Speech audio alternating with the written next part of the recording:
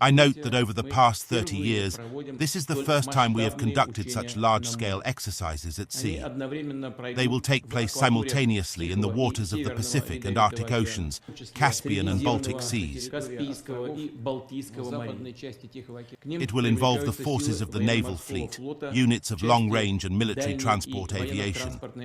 Ships and aviation of the People's Liberation Army of China are also participating in the practical training, and representatives of 15 states have been invited as observers. The purpose of the exercise is to check in detail the key points of combat readiness of the command and control bodies of the units and formations of the naval fleet and the Air Force, to determine the coherence of their actions. Issues related to the integrated use of high-precision weapons and other modern and advanced weapons will be worked out,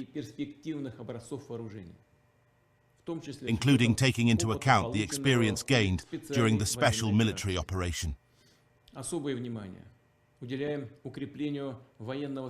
We pay special attention to strengthening military cooperation with friendly states. This is particularly important today in the context of growing geopolitical tensions in the world.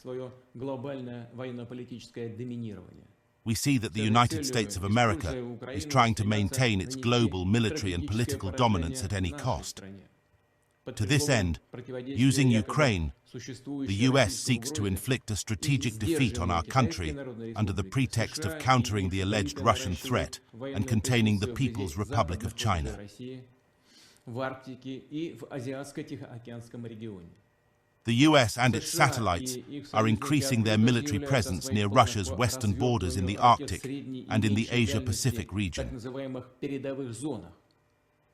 The United States and its allies openly announced their plans to deploy intermediate-range and shorter-range missiles in the so-called forward areas. The territory of islands in the Western Pacific Ocean and some countries in the Asia-Pacific region are considered as priority areas for their deployment. At the same time, the US armed forces are already practicing the transfer and deployment of advanced missile systems in the Asia-Pacific region.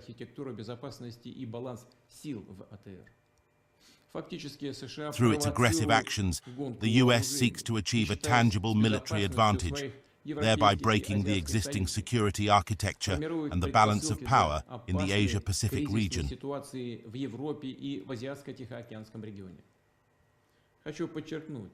In fact, the United States is provoking an arms race, disregarding the security of its European and Asian allies and creating the preconditions for a dangerous crisis situation in Europe and the Asia-Pacific region. I would like to emphasize that Russia must be prepared for any development of the situation, and our armed forces must provide reliable protection of Russia's sovereignty and national interests and repel possible military aggression in any direction, including the ocean and maritime zone. The Navy plays a key role in solving this task. Our sailors have already courageously stood guard over the security of our homeland. Today, in the course of a special military operation, they are selflessly fighting in the hottest spots on the front line, delivering crushing blows to the enemy, effectively destroying its military facilities and infrastructure, and acting bravely and professionally. They are our true heroes. I would like to emphasize that we will continue to strengthen our Navy, including its strategic nuclear component. We will systematically and comprehensively develop all types of branches of troops, increase their striking capabilities, improve the training of ships' crews, coastal and aviation units, taking into account real combat experience. We will do everything necessary for the reliable defense of Russia and our citizens, for the preservation of strategic stability and the balance of power in the world. I wish the participants in the exercise a successful solution to their tasks. Good luck.